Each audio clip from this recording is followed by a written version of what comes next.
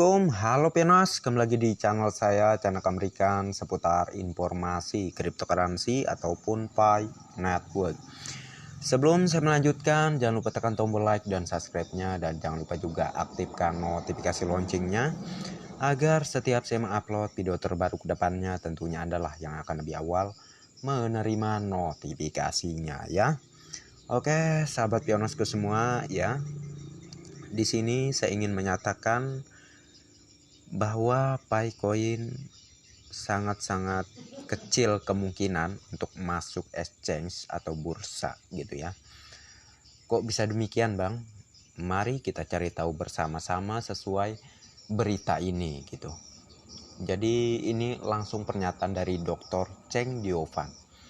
Mengapa saya mengatakan demikian tadi ya? Di sini akan dijawab. Jadi harap disimak ya videonya sampai selesai agar Anda lebih memahami terkait proyek Pi Network ini dan apa sih kegunaan dari Picoin dan apa visi dan misi sebenarnya. Di sini kita akan mencari tahu bersama-sama tentunya. Oke, setelah yang satu ini kita akan langsung saja ke informasinya ya. Coin Pi Network. Era digital menuju tata dunia baru yang tidak dapat kita hindari. Bagian pertama. Dr. Cheng Diovan mengatakan bahwa tujuan Pi bukanlah untuk terdaftar di bursa, tetapi untuk membangun utilitas. Itulah tujuan utamanya. Ini menjelaskan mengapa tidak cukup Pi tersedia untuk pertukaran pasar sehingga langka. Sekarang duduk dan tanyakan pada diri Anda sendiri pertanyaan ini. Mengapa saya harus menjual Pi saya ketika saya dapat menggunakannya untuk membeli apapun yang saya inginkan, baik online atau offline? Mengapa saya harus menukar uang Pi saya ke fiat, ketika saya tahu bahwa kemanapun saya pergi di seluruh dunia, Pi diterima sebagai pembayaran? Mengapa saya membutuhkan rekening bank sialan ketika saya memiliki dompet aman yang diisi dengan mata uang digital yang dapat membelikan saya apapun yang saya inginkan? Lihat saja proyek luar biasa di sekitar Pi bahkan di mainnet Pi seperti Pi ATM, Pi Exchange, Pi Bank, Pi Togo, Pi Barter Mall, Pi Chain Mall, Pi Pet, Pi NFT, Pi Taksi, Pi Mall Metro dan banyak lagi. Lebih banyak lagi yang akan muncul, karena Core Team telah memberi para pemula kesempatan untuk membangun proyek luar biasa di blockchain Pi. Sekarang izinkan saya memberitahu Anda mengapa Core Team merancang mainnet tertutup, yang belum pernah dilakukan oleh cryptocurrency lain termasuk Bitcoin. Itu karena Core Team mencoba membangun utilitas kegunaan. Core Team tidak ingin Pi langsung masuk ke bursa. Karena jika itu terjadi maka harganya akan sangat rendah. Sehingga banyak pioner yang putus asa akan menjual Pi mereka kepada paus besar, atau tukang serok, dan ini akan menghancurkan visi asli Core Team Pi. Inilah sebabnya mengapa Core Team hanya melarang Anda menukar Pi Anda dengan fiat atau cryptocurrency lainnya. Core Team tahu bahwa Anda benar-benar ingin menjual Pi Anda dengan sangat murah.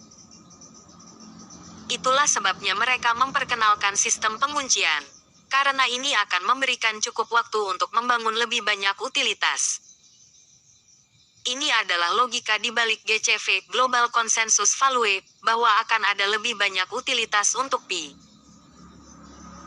Pada harga GCV saya tidak tertarik untuk menjual Pi saya demi uang, karena saya mampu membeli apapun yang saya inginkan tanpa menghabiskan semua Pi saya. Dengan harga rendah, saya akan menghabiskan semua Pi saya untuk barang dan jasa, misalnya 10.000 Pi untuk earpiece, 500 Pi untuk telepon, dan lainnya, atau menjualnya dengan harga murah untuk mata uang fiat, karena tidak ada gunanya. Tanya diri Anda lagi. Jika GCV mempengaruhi pertumbuhan Pi Network begitu buruk seperti yang dipikirkan sebagian besar dari Anda dan para master kripto, lalu mengapa Dr. Cheng Diovan dan Dr. Nicholas Kokalis tidak muncul di depan umum untuk membahas hal ini? Inilah alasannya. Itu karena mereka mengatakan bahwa Pi bernilai apa yang pioner membuatnya berharga. GCV bukan untuk menentukan harga pasti dari Pi di Open Mainnet, tetapi untuk mendorong semua pionir agar mengetahui bahwa mereka memiliki sesuatu yang sangat berharga untuk ditukarkan dengan barang dan jasa, daripada menjualnya dengan uang fiat. Saya pribadi tidak berharap bahwa Pi akan dimulai dengan GCV di Open Mainnet, tetapi saya tidak akan pernah membenci atau menyerang balik orang-orang yang mendukung dan mengabarkannya. Saya bahkan tidak peduli dengan Open Mainnet, atau apakah Pi akan terdaftar di bursa atau tidak. Saya melihat Pi saya sebagai uang saya yang tidak akan saya habiskan untuk dijual. Titik. Bagian kedua. Apa alasan Pi dibuat? Untuk apa fungsi utamanya? Masih banyak yang menganggap bahwa Pi adalah komoditas atau aset digital seperti BTC, ETH, Doge, dan lain-lain. Akhirnya belajar Pi dengan pengetahuan kripto konvensional seperti harus masuk CMC, harus ICO, bla bla bla, seperti mencari nila di tengah laut. Tentu sangat jauh perbedaannya. Pi bukan jenis kripto konvensional komoditas atau aset, tetapi Pi adalah mata uang digital dunia berbasis blockchain-based world digital currency. Jika kita mempelajari pola historis di sekitar kemunculan mata uang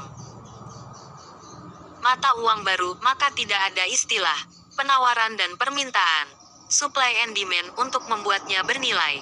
Tetapi istilah yang benar adalah berapa jumlah uang yang beredar.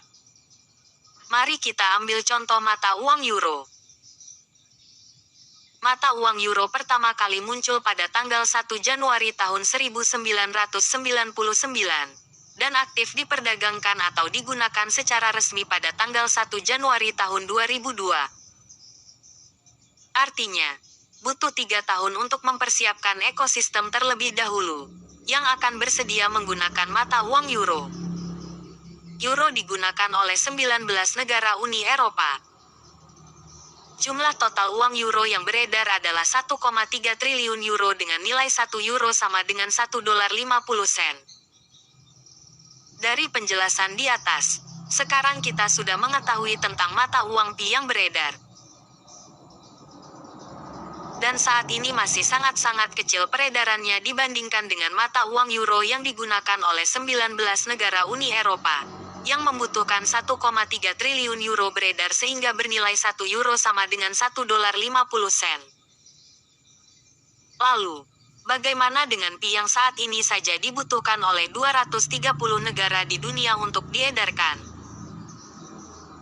Di masa depan, negara-negara akan beralih ke Pi sebagai alat pembayaran internasional, dan Pi akan memiliki sifat mata uang, yaitu stabilitas harga barang dan jasa, keuangan publik yang sehat, stabilitas nilai tukar dan suku bunga jangka panjang.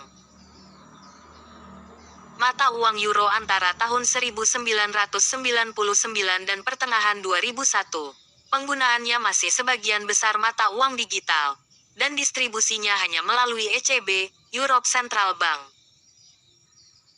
Hal ini mirip dengan Pi Network yang belum memiliki bentuk fisik dan hanya berupa mata uang digital, sedangkan pendistribusiannya dilakukan oleh Core Team. Kesimpulan, Pi tidak dapat dianalisis menggunakan metode kripto konvensional. Pi adalah mata uang digital dunia berbasis blockchain, yang nilainya dihitung berdasarkan jumlah distribusi di seluruh dunia. Euro tersebar di 19 negara dan menghasilkan nilai 1 euro sama dengan $1.50. Pi tersebar di 230 negara, dan logikanya nilai 1 Pi sama dengan $100, $6.700, $314.159 hingga $3.141.590. Bisa saja terjadi. White Paper Pi Network. Koin Pi beredar sebanyak 100 miliar koin yang akan tersebar di seluruh dunia.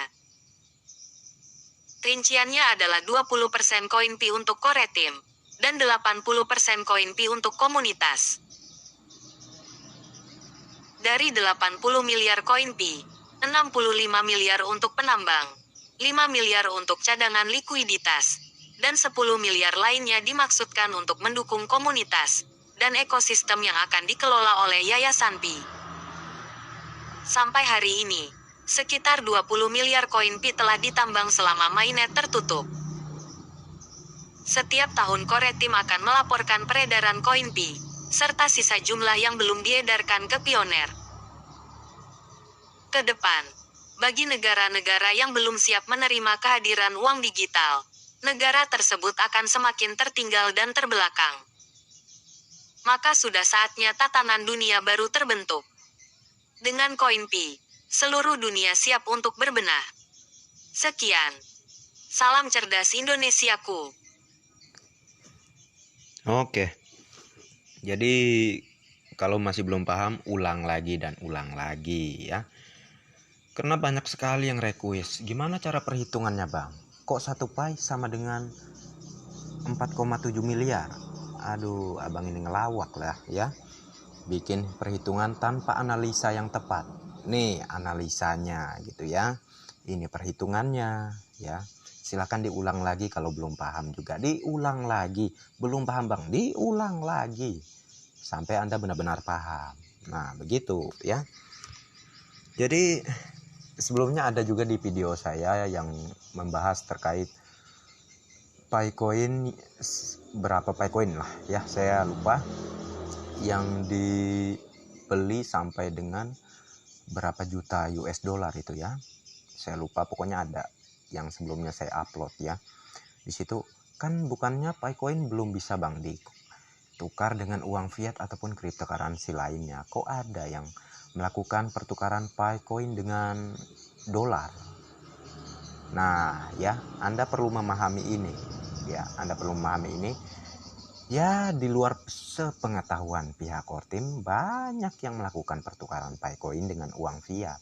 Bahkan tukang serok pun membeli Picoin satunya sama dengan 4.000 rupiah ya, 100.000 rupiah. Aduh ya, sedih saya kalau lihat yang mana Pioneers yang yang awam ini kok mau-maunya jual Picoinnya sama dengan 100.000 rupiah. Aduh, lucu banget gitu ya.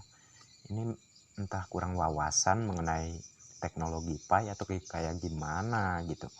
Mau-maunya ditipu sama para trader, para investor gitu ya. Aduh, kacau. Makanya saya itu nggak henti-hentinya menghimbau di video saya ya. Bukan hanya sekedar informasi, namun saya mengedukasi juga berdasarkan data-data yang ada, berdasarkan apa yang pernah dinyatakan pihak Core Team ya. Nggak asal nyeplos yang seperti Mbah Teja ya, seakan mempunyai data tetapi data-datanya keluar dari PC dan PC Project Pi ya. Dia menyamakan Picoin dengan cryptocurrency sebelum dan sebelumnya. Aduh, lucu banget gitu ya, lucu banget. Aduh ya.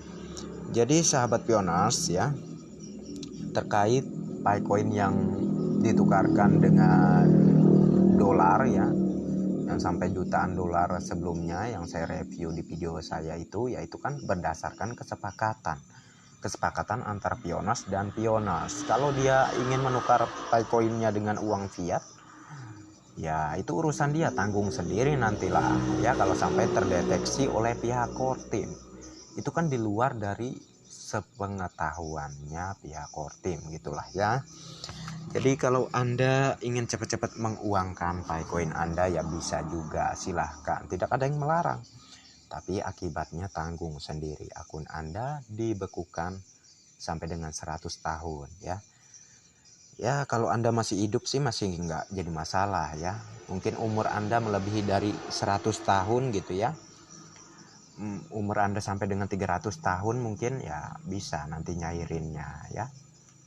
Kan Anda nggak jadi masalah bikin kesalahan keluar dari aturan dari pihak Core Team, sehingga akun Anda di-banned, Anda santai-santai aja ya. Mungkin umur Anda sampai dengan 300 tahun mungkin lah ya. Oke, jadi kalau masih belum paham diulang lagi. Oke. Dan sampai jumpa di video-video selanjutnya ya. Saya cukupkan sampai di sini dulu. Sebelum saya mengakhiri, jangan lupa tekan tombol like dan subscribe-nya. Dan jangan lupa juga aktifkan notifikasi loncengnya, agar setiap saya mengupload video terbaru ke depannya, tentunya Andalah yang akan lebih awal menerima notifikasinya. Oke, next time. Assalamualaikum warahmatullahi wabarakatuh. Bye-bye.